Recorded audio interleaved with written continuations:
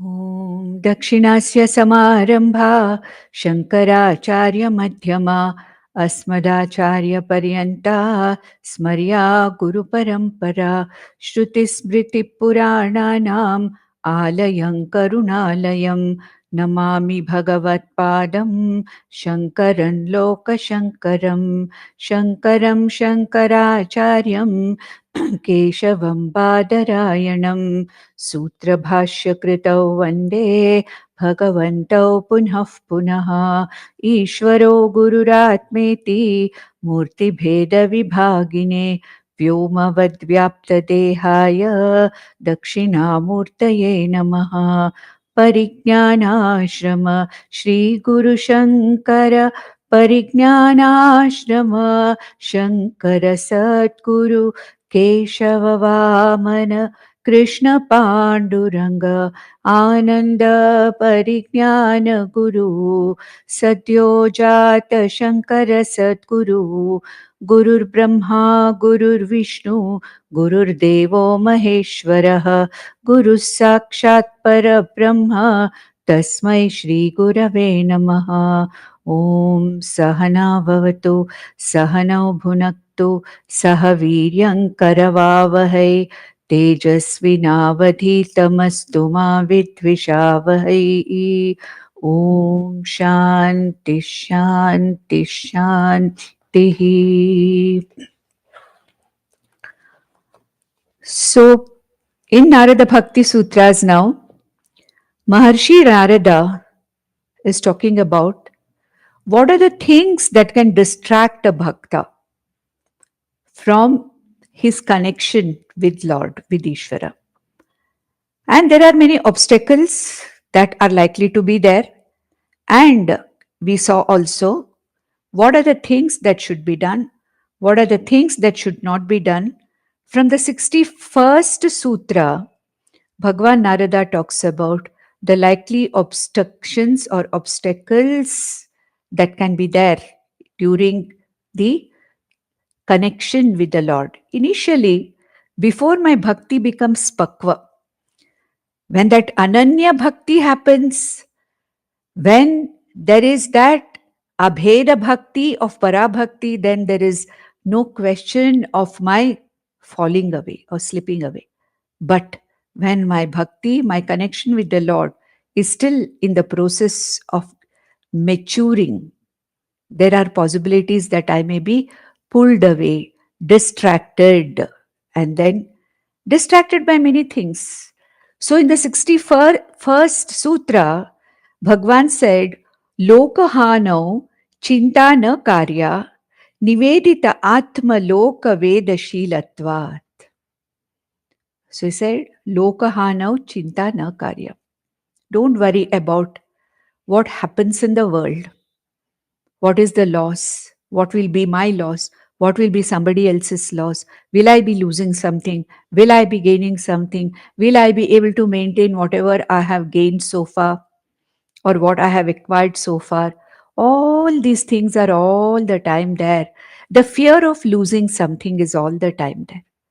But bhakti is one thing where once I have surrendered to the Lord, I have to have that trust and I have to have that shraddha that there cannot be any loss for me. The loss of worldly objects is not a loss at all, if you look at it. Anyway, it was a losable thing, isn't it? Any object in the world is losable. Any relationship in the world is losable. Anything that is there, which I acquire, which is different from me, is losable. And that is why it is said that real vairagya is the readiness to lose whatever is losable. This body is losable sometime or the other. What's the purpose of fearing that I will lose it sometime? Whether it's my body or whether it is somebody else's body close to me. Everyone has to go. Everybody has to go. Okay. The one who's born is sure to die. Then Maranam Dhruvam, Bhagwan Krishna said in Bhagavad Gita, Jatasya. For a person who's born, what is born? The body is born. That which is born, the body, is definitely going to die. Anything that is got definitely is going to be lost sometime or the other. So, Nivedita Atma Loka Veda Shilatvat. When I have Nivedita Atma means what? When I have surrendered my trust totally, when I have surrendered to the Lord, I have no doubt that Ishvara exists. Right now, I still don't have that knowledge that I am that Ishvara, but Ishvara exists. Definitely, when I'm offering all my actions as an offering to Ishvara and accepting whatever comes as prasada from Ishvara, there is no question at all of losing anything. Actually speaking, there is nothing which is lost. What is lost is that which was anyway about to be lost. And therefore, for a Nivedita, Nivedita Atma Loka Veda Shilatvat, I know I have surrendered myself to you, Atma Nivedanam. I have put myself at your feet. Hey Bhagwan, whatever has to happen, it's up to you. When that is there, that particular attitude is there, this is surrender. What happens is, then there's no question of any loss. Then what happens? No chinta of any loss. Losses will be happening. Money will come, money will go, name will come, go, fame will come, go. All things they'll happen. Nothing remains stable. But then there is no chinta. There's no chinta of the future. No chinta of, oh, what will they do when I'm not there? What will I do if something happens to me? What will I do if I am sick? All those things that chinta, I don't. Tesham nityabhiyuktanam yoga kshemam vahamyaham. Lord Krishna says, Name bhaktah pranashyati. Hey Arjuna, may you know it very well. Hey Arjuna, vijanihi. That my bhakta na pranashyati means the bhakta may undergo a lot of losses in his vyavaharika prapancha, but as such, yoga kshemam vahamyaham. This person will never fall on the streets. No, he'll never come to the streets. That much Bhagavan will take care of. So, lokahanau, on losable things that are likely to be lost, in the form of the body, in the form of other people's bodies, relatives, objects. Na chinta karya. May you not worry, because this chinta of the future, anxiety about the future, fear about that which has not yet happened, is one of the most distracting things. What if I fall sick? What, somebody else died of this? What if it happens to me? Nothing has happened. That's why nowadays we find a kind of fear, especially about one's health and death and other things, which are totally, I find, out of proportion. Totally out of proportion. With a small thing, people get so worked up, so scared that something is wrong with them. So, lokahanav karya, na chinta na karya. That is chinta about hani or losses in the vyavaharika prapancha can be a great obstacle. Second, he said, na tad siddhau loke vyavaharo heyaha kintu phalatyagaha tat sadhanam cha karyameva. In the 62nd sutra, that is, till this bhakti becomes ananya bhakti or para bhakti, please don't give up anything. See, what can I give up? You just think of it. Okay. I give up this, I give up that, I give up this, whatever you say. As a discipline, as a tapas, yes, I say I do Ekadashi Upavasa. I have given up this, I have given up this. But ultimately, what is it that I can give up? Everything is Ishvara. When a sannyasi says, I renounce everything and go away, what can a sannyasi give up? Everything. He may give up some karmas, Vedika karmas, but he has to take up to the sannyasa dharma karmas. He may give up the relatives, but he'll play, he'll be with other people. Fine, with the colleagues and other people. He says he may give up responsibilities. There is a responsibility somewhere else towards the Guru. Here, as a Grahastha, my responsibility is towards my family. I'm playing a role here as a part of a family member. There, the sannyasi has to play the role of a bigger family. It's a bigger family with shishyas and else. So ultimately, it is only a lifestyle. Whether I live a lifestyle of a grahastha, whether I live a lifestyle of a sannyasi, it is only a change or difference in the lifestyle. What can one give up? What can I give up?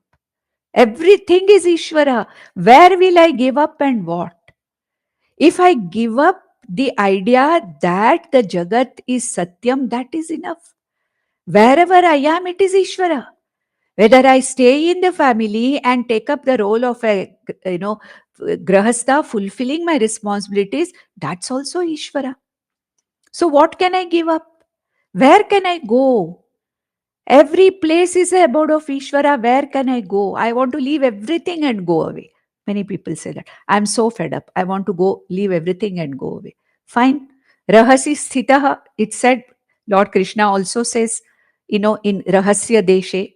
Here also we saw that what is meant is that be sometimes at least in a place where you are alone and not disturbed.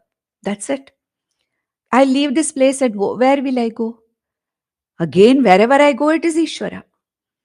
I go to a retreat to a forest. Is not forest a manifestation of Ishvara? Is not every tree there a manifestation of Ishvara? Isn't every animal there a manifestation of Ishvara? What food I eat at home is also Ishvara. What food I eat there in an ashram or somewhere else is also Ishvara. So, loka vyavaharo na heyaha. His warning. He says that Loka Vyavahara is never actually an obstacle unless you give reality to that Loka Vyavahara. When you understand that everything is Ishvara, my Vyavahara is Ishvara, my Kartritvam is Ishvara, whatever I am doing is Ishvara Sankalpa, whatever I am doing is being offered to Ishvara, whatever comes to me is Bhagwan's prasada. Where is the question of giving up loka vyavahara? There's no question of giving up. There's a discipline, yes. A Vaidika has to follow a Vaidika's lifestyle. He has to do nitya karmas, naimitika karmas. Yes. Till when? Till he understands that all these karmas are there for his maturity of the intellect. That's all. Once a person is a jnani bhakta, it is not even expected out of him to do even Vaidika karmas because he has realized that the kartritvam in me is gone forever. So, when I still have that idea that I am the karta, I am still in my early journey as a bhakta, when I am still not seen that I am not different from Ishvara, when I still see the Bheda, he says, don't give up your loka vyavahara. Means what? Whatever role you are supposed to play, don't give up. Why?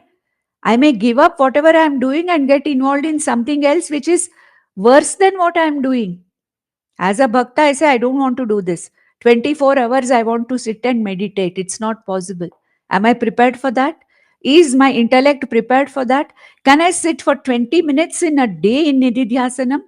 Can I do sit 10 minutes? Can I do 108, one mala of japa without my mind going here and there? Then is it possible for me to? Somebody said, what do you want to do? I asked. I want to do pure adhyatma, somebody said. So when somebody retired, I said, what do you want to do now? So he said, I want to do pure adhyatma. Is pure adhyatma something to be done? Adhyatma is a growth. It is a spiritual intelligence, a spiritual growth where I realize that adhyatma is not anything to be done. It is something to be lived. And you can live that either as a grahastha, as a retired person, as a this person, that person. I don't want to do anything anymore. I want to do only adhyatma. And I know a friend of mine, a classmate of mine after PUC, he said, I'm going to stop studying. Why? I want to do Adhyatma. I don't know what happened to him later. I have no idea. But this was the thing. And I felt, my God, is that at that age, I realized that what is he saying? Can you simply purely do Adhyatma? Is it something to be done? No. No maturity of the mind. No preparation of the intellect. What Adhyatma can I do? You see, these are all the things people don't understand. And that's why here what Bhagwan Narada Maharishi is saying is that Loka Vyavaharo na heya kintu phalatyagaha. Yes, do all your Loka Vyavahara. But with what attitude? This is Ishvara Sankalpa. Bhagwan, I'm doing it for you. And whatever comes, accept it. Yes, this is what was supposed to be. This is what I'm accepting. That's why my Vedanta Guru used to say, every day morning, for one day, in the morning, you make a sankalpa to your Ishta Devata or whatever, to Ishvara, that today, from now till I sleep in the night, I will take every action as your action. Every sankalpa that comes in my mind as your sankalpa, consciously. Now I want to go here, do something. Bhagwan, this is your sankalpa. Whatever comes out of it, how it comes out, it doesn't come out, whatever it is, no thinking about what is going to happen. No thinking about how it will come out. Now when I sat today, said Bhagwan, this is your sankalpa that I have to take this particular session today. That's it. It is your sankalpa. That's all. And no anxiety of what is going to happen, because I know Ishvara will bring out the correct message. There'll not be a wrong message, because the prayatna has been done to study and the surrender is there, that whatever comes out today, let it be the right thing. Let it not be a misleading thing that is going to come out of my mouth. Now what happens? Then you are not afraid of doing anything.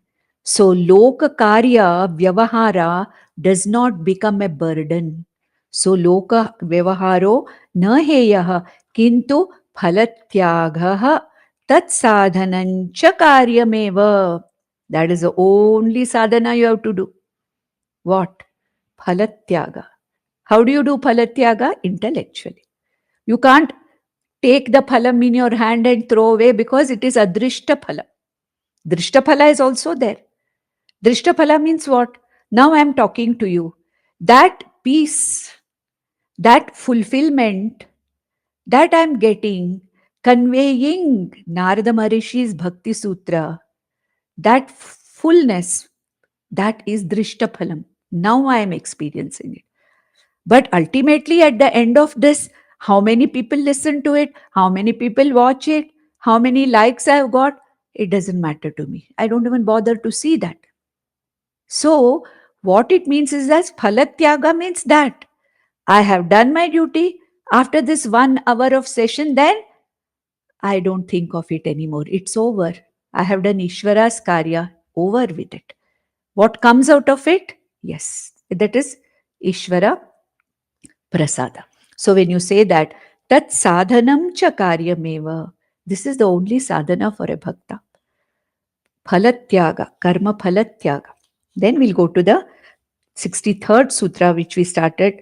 Stri, dhana, nastika, vairi charitram na shravaniyam. So we started this actually. I'm always going 1 or 2 sutras, behind when we start a new session, because after 1 week you're listening and where we stopped may not be, remembered. So I always try to give a connection. Even if it takes 15 minutes, it's worth it.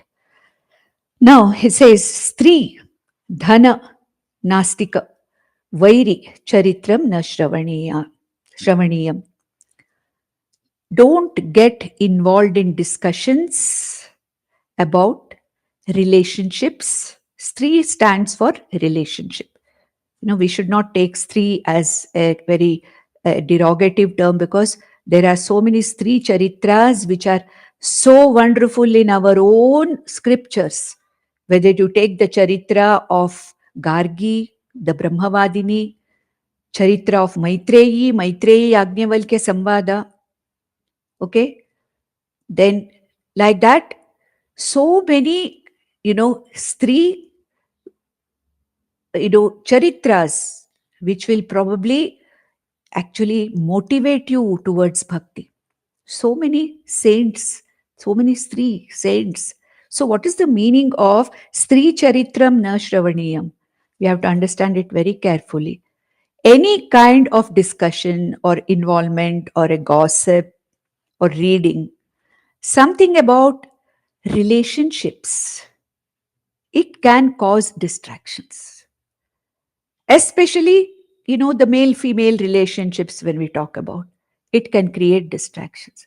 So, anything that can distract you from your, goal, from your point of whatever you have to do, don't do it. That's all.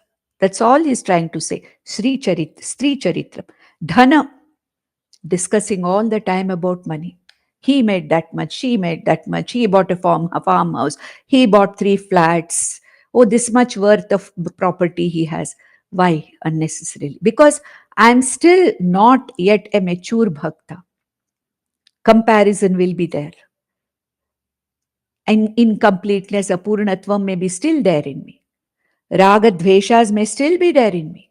Kama krodhas may still be there in me.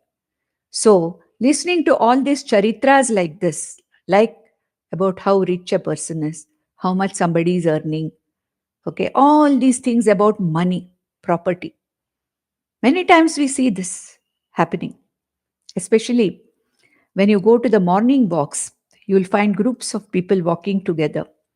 And I have always seen that a group of men, many, not just one, groups of men walking, all the time talking about property prices. Just out of curiosity, I may listen for a time as to what all, how much you bought it for, what is the, all the time talking about money, all the time talking about money. So dhana, that can distract me sometime. Because my apurnatvam is, the bheda is still there between me and Ishvara. Apurnatvam can manifest anytime. Raga dveshas can manifest anytime. Till, I know I have really matured in my bhakti. Till the value systems are very clear in me. Till I have very clearly understood that all the objects in the jagat are anitya. That doshas in the jagat, till I have understood it very, very firmly, there is a chance of my getting distracted. So Narada says, dhana charitram. Dhana means about money and comparing. And then nastika. Nastikas. There are so many people who are, nowadays at least we find, so many people are trying to talk against all, whatever is our faith, you call it astha, you call against dharma and all, in trying to be what you call as scholars or nastikas or ethical people or people having their own viewpoints, doesn't matter. But let us not get into that and get into doubts when we still are raw, and when we still, our surrender, our bhakti, our connection to the Lord is not strong enough. If you are constantly moving in the presence of nastikas, or all the time talking about, oh, what, there is something called as, nothing called as God, and you are wasting your time on all these things, why you want to go to temple, why you want to go to all these pujas and all this. There are people who talk like that. There's not necessary to do that, all that. You live an ethical life, that is enough. See, these kind of things sometimes can distract us. So, Nastika, Vairi Charitram, Vairi. Those who are, totally the stories and charitras of people who can totally way lead you away from your goal of Abheda Bhakti. So he says, Na Shravaniyam. That means here, these are the obstacles. Unnecessary involvement in discussions, gossips, reading about things which can distract us from our pursuit, distract us. Rumors can distract us from this. Like, especially it's so true in today's world, when we have access to so much to, information, where 99% of the information which we receive is false, and we don't know how to filter it. It's better that we don't get into these things. So anything which distracts me, he gives only four examples. They stand for all kinds of distractions, all kinds of distractions. So relationships, money, people who have no faith in what you are, you know having a faith in. It's better that, okay, let them live their lives, let them have their own viewpoint. We are not going to be affected by them. So that's it. So this kind of, shravaniya, na shravaniyam, may you not. And sometimes, we have different systems of philosophy which are talking their own philosophy, no doubt. But that may be something which is not falling in line with what I am learning from my guru. And right now, I'm not mature enough to understand what is right, what is wrong for me, because I have not understood my own path properly. And when I dabble into too many things, too many systems of philosophy, then confusion alone is the, ultimately the result. So, what Narada Maharishi wants to say is, don't do anything which can be an obstacle in the form of, literally distracting you from your pursuit. So, next we go to the 64th sutra, which says, Abhimana dambhadikam tyajyam. Now, here we are coming to what Lord Krishna talked about, the values, the 21 values: amanitvam, adambitvam, ahimsa, kshantihi, archavam, acharyopasanam, shaucham. Like that, he talked about 21, values. What for? For the maturity of the intellect. As I am progressing as a mumukshu towards Abheda Bhakti, I have to develop a very strong character of the intellect. And that character is something which is developed by the values. I say I am a bhakta and I am only walking on the path of adharma. Where is my bhakti? I say I am a bhakta, but I am full of myself, ahankara, full of myself. All the time I did. What is the point? What is the point here? Therefore, there are certain values which are very necessary for a bhakta, because it's these values which, mature the mind, not only mature the mind and intellect, but they don't become, obstacles on my path. So here he talks about only two things, and he says adikam. Okay, he says abhimana dambha adikam. Abhimana means what? A person feeling, it's manitvam. Abhimana means manitvam. Okay, in me I feel I am great, I am pujaniya, everybody has to respect me, I am different from others, I know something more than others, I have done something more than others. That kind of an abhimana, darpa. He says, abhimana dambadika tyajyam. Because either Ishvara can be there or I can be there. Both of us cannot be together.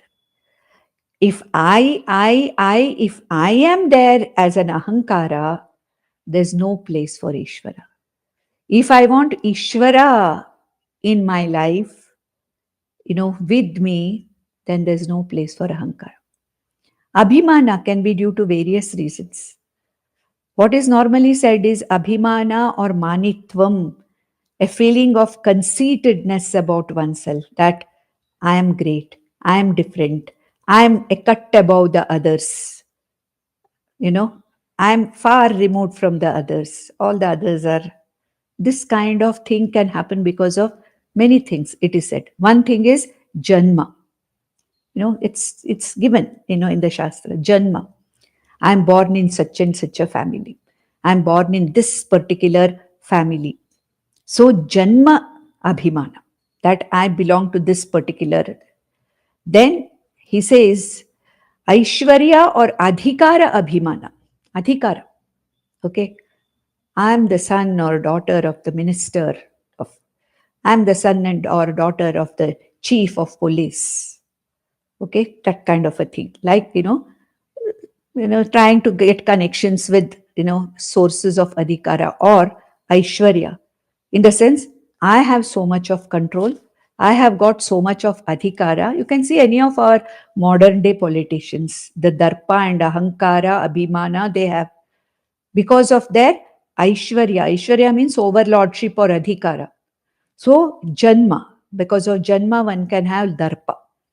Darpa means abhimana, manitvam. Because of aishwarya or adhikara, one can have. Thirdly, dhanam. Out of dhanam, because of money power. One is political power, aishwarya or adhikara. Adhikara is one power which can really make a person absolutely arrogant. Okay. So, janma, adhikara, dhana or sampat. Sampat means, okay, I have so much money, I can do anything with money. I can buy anything with money. I can literally go on the path of adharma, make anybody do adharma on my behalf. Okay, so dhana. Then one more thing is buddhi. All my, what you call as my, I find that I am a very intelligent person.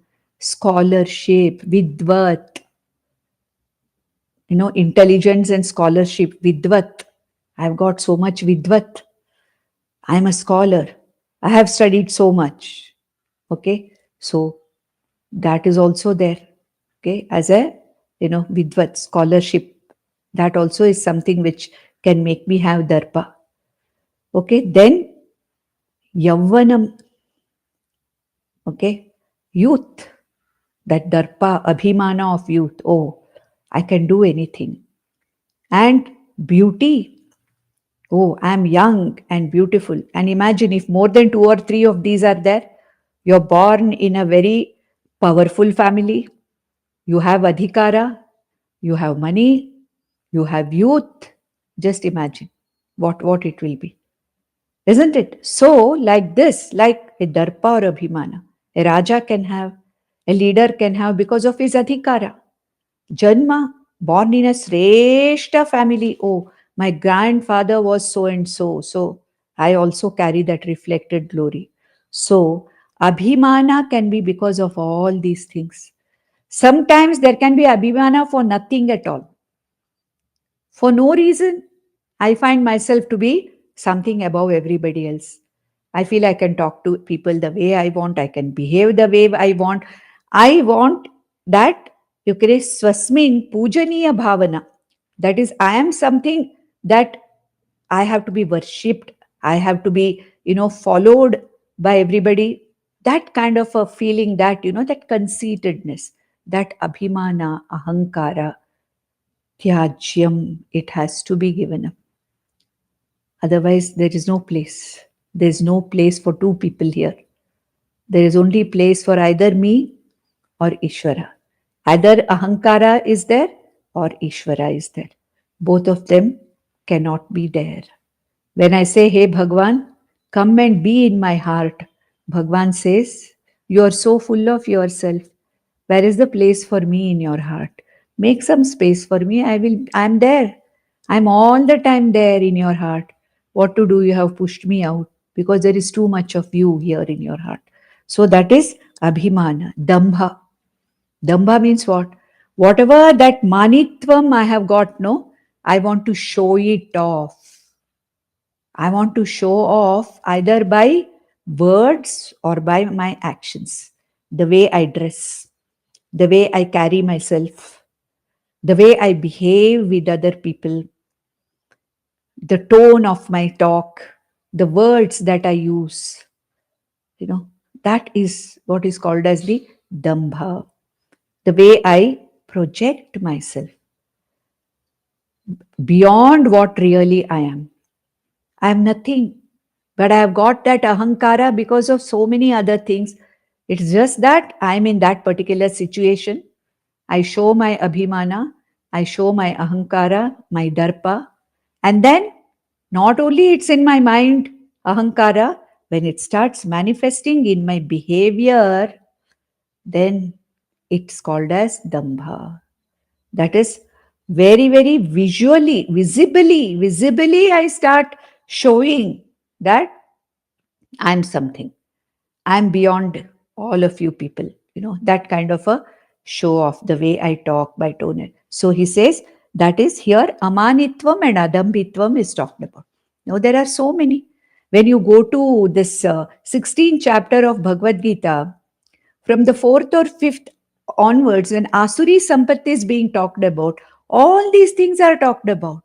Okay? Darpa, Ahankara, Manitva, Dambitva, Lobha, Krodha, Moha. Okay? All these are talked about. And Bhagavan Krishna also says that they are the doorways to hell. Narakasya dwaram trayam idam. So, like this, any of these things, actually a bhakta should become more humble. A bhakta sees, when he sees that nothing is in me, nothing is in my hands, I am nothing without Ishvara. When it is seen, then where is all this manitvam, dambitvam? A person becomes totally humble. There is a story in Mahabharata. After Krishna passed away, Krishna left his physical body. Then Arjuna goes to the place where Krishna has left his body to bring people who are remaining there. Though all the Yadavas, they killed themselves, fighting with each other. Krishna also left his body. And Arjuna goes there to, do the final rites of those who have died and to bring back those people, women and other older people, children and all who are left behind there in that kshetra, to bring them back to Hastinapur he goes. But when he's coming back, he is looted and defeated by a group of thugs. A group of thugs actually attack Arjuna and literally defeat him. And Arjuna says in Bhagavatam, it is there, Arjuna even expresses, it is the same Ratha, okay, which was there earlier when I dealt with Kauravas. It is the same Gandiva I am having now, which I used at the time of the war. It is the same kind of arrows that I am having even now. Okay? It is the same valor as Arjuna I am having now that I had then. But now I see all of them were useful because of Lord Krishna. He was with me that time. Now, without Krishna, this Ratha itself is useless. My valor is useless. My Gandiva is useless. And my arrows are useless. A group of ordinary, thugs are able to attack and defeat me. They kill so many people, they kidnap so many people, they literally loot Arjuna. And just imagine, who's this Arjuna? He realizes at that time. He realizes, yes, it's nothing, mine is nothing. To a large extent, his ahankara as I am the greatest of the, warriors and all, it just is broken into pieces at that time when he expresses that the same Ratha, the same, this one, the same, everything being same. I could not even protect these people who have come with me, trusting me. I couldn't even protect these people from a group of common forest thugs. That's the verse there in that where Arjuna expresses it. So, without Bhagwan, without Ishvara, I am nothing. But I don't understand that.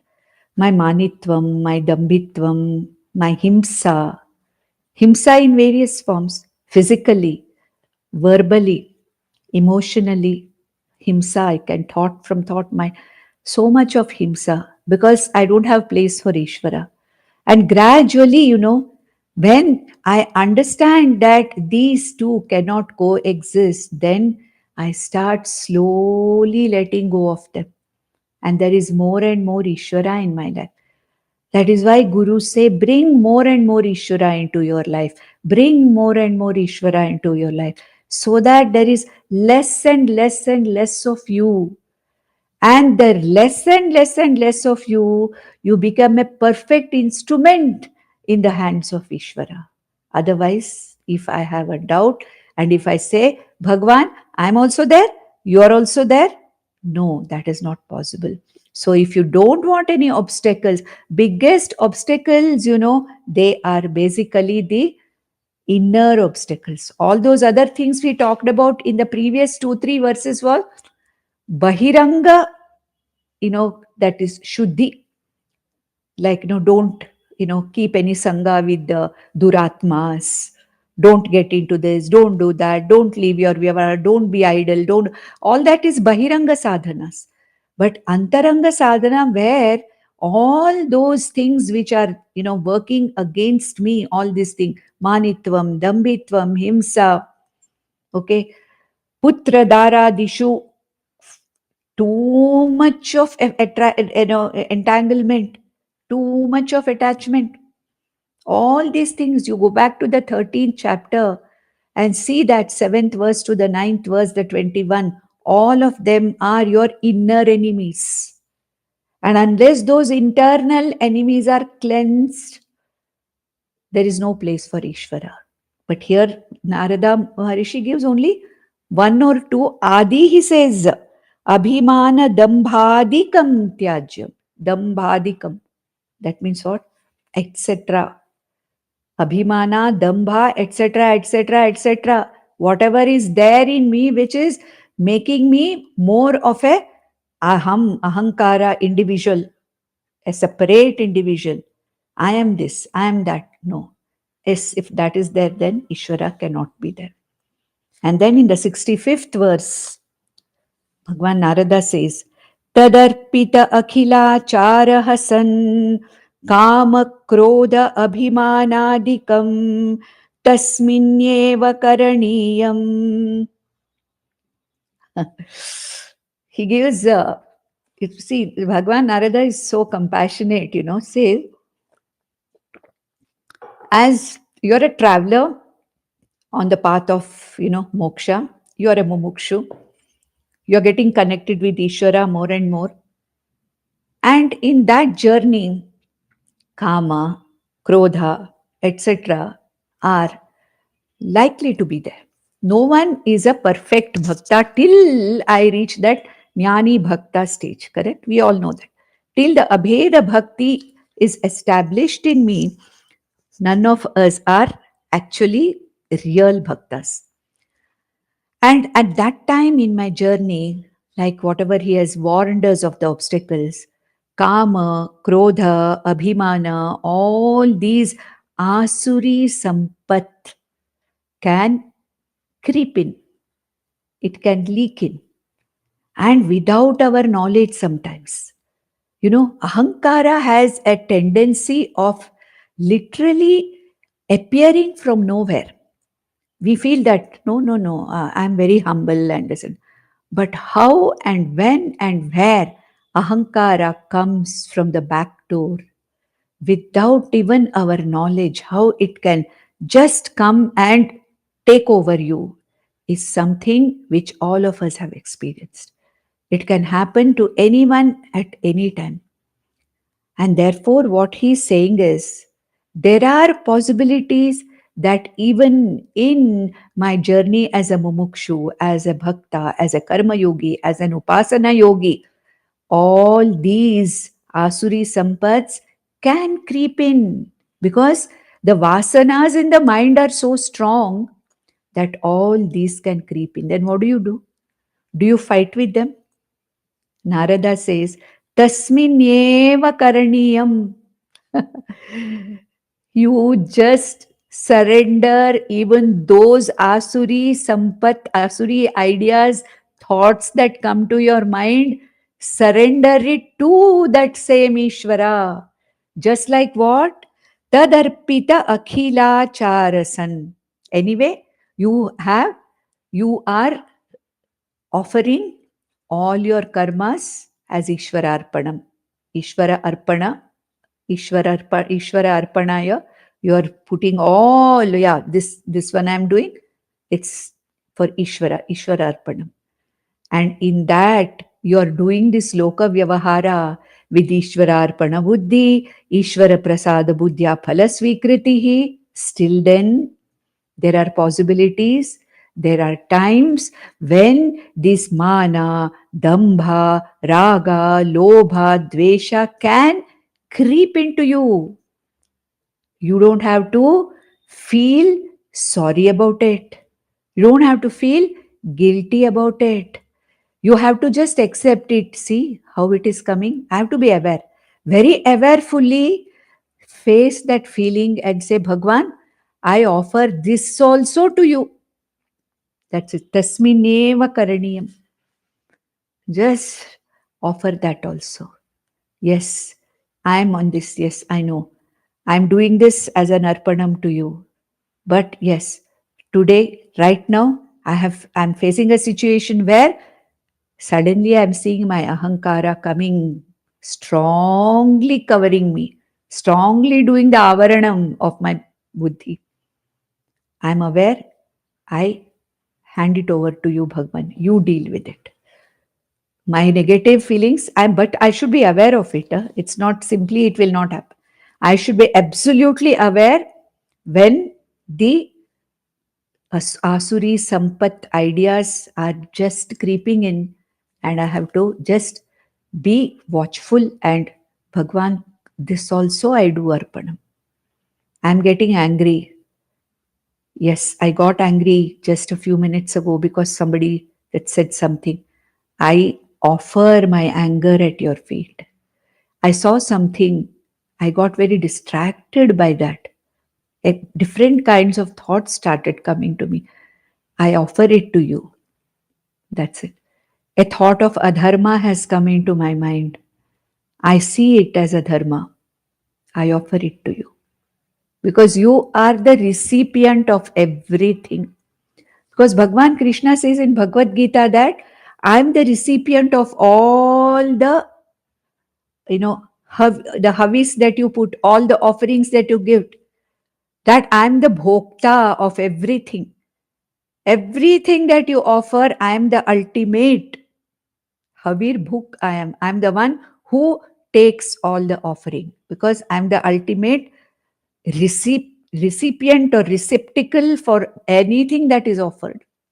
So, okay, so I offer to you my, Asuri Sampat also. Sampat here means Asuri thoughts, which are that also I offer to you, hey Lord. So he says that here, Tadarpita Akhilachara Hasan. Not only are you offering all your karmas at the feet of the Lord, Ishvara, Kama Krodha Abhimanadikam. Kama, Krodha, Lobha, Moha, whatever are the Asuri, pratyayas that come into my mind, the thoughts that come into my mind. What do I do? Tasmineva karaniyam. Okay.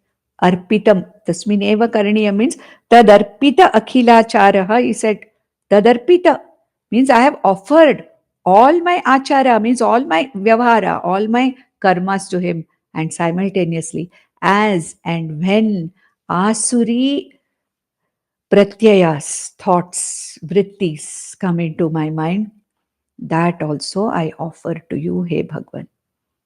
And immediately, I don't hold on to it. I don't hold on to the anger for 24 hours and then say, I offer it to you. No. I may have a desire for something which is not dharmic. It comes. I can't help it. My vasanas are there. The desire is coming. Then what do? I just think of the Lord and Bhagwan, I offer this to you. Bhagwan processes it. I should be honest enough to accept. That's it. I should be honest enough to accept that it is a Asuri vritti or Asuri pratyaya that has come into my mind, and therefore I should be capable of, accepting it, understanding it, and very, very awarefully surrendering it to the Lord. So, this is my way of this one. Then, next, in the 66th Sutra, Bhagavan Narada said, Trirupa Bhanga Purvakam Nitya Dasa Nitya Kanta Bhajanatmakam Prema Karyam Premaiva Karyam. So, says now, from Gauna Bhakti, sometime or the other, a bhakta has to progress towards Mukhya Bhakti or Abheda Bhakti or Para Bhakti. Gauna Bhakti we have already seen, Apara Bhakti. So he says here, Trirupa Bhakti. What is that Trirupa? We can take it in two ways. Artha Bhakti, Artharthi Bhakti, Jignasu Bhakti are Apara Bhaktis. So these three, the group of three which form Apara Bhakti. Or Tamasa Bhakti, Rajasa Bhakti, Satvika Bhakti. This also can be taken as Trirupa. So Trirupa Bhanga Purvakam. We have to understand that, I have to go further, mature towards Abheda Bhakti. Apara Bhakti, where I have seen the Lord as different from me. I have related to the Lord, to Ishvara, as either a distress call, Ishvara, Artha Bhakta, or praying for Ishvara's grace when I want to start something, Artharthi Bhakta, or I want to know what you are, nothing but a Jignasu Bhakta. In all these three, it is Apara Bhakti, because here there is a distance between me and Ishvara. It is not Ananya Bhakti still. It is still, Bheda Bhakti. So he says, from this Trirupa Bhanga Purvakam, the three parted Gauni Bhakti or Apara Bhakti, I have to change it, I have to make it, or I have to mature to Nitya Bhakti. Nitya Bhakti means Nitya Dasa, Nitya Kanta Bhajanatmakam. Nitya Dasa. Like a Dasa who's all the time with me. Or Nitya Kanta. Or the spouse who's all the time with me, supporting me. Not occasionally, not once in a way. So I have to change it to that bhakti which becomes prema karyam, premaiva karyam. So that bhakti which is nothing but of pure love, like a nitya dasa, a dasa's bhakti towards the master, or a spouse's bhakti towards the other spouse. Bhakti means the commitment. So let that be in the form of pure love for Ishvara. And from this Gauni Bhakti or this Trirupa Bhakti, Tamasa, Rajasa, Satvika Bhakti, or Artharthi, and Jignasu Bhakti, these three folded bhaktis which are Apara Bhaktis, I should be progressing towards that bhakti which is Nityam, which is not off and on. Nitya means Abheda Bhakti. Nityam means Ananya Bhakti. Avyabhicharini Bhakti, Bhagwan Krishna says in Bhagavad Gita. Avyabhicharini. No change, all the time I am there with you. There's not a single time when I feel the separation from you, hey Ishvara. This is Ananya Bhakti. Therefore, living or staying in Apara Bhakti for a long time also is an obstacle, mind you. See, this is what he's trying to say. Don't be happy with being an Artha Bhakta or Artharthi Bhakta or even a Jignasu Bhakta. Okay? You have to go beyond that. My bhakti has to mature, it has to deepen beyond that. Don't get stuck in apara bhakti. That is all he's saying.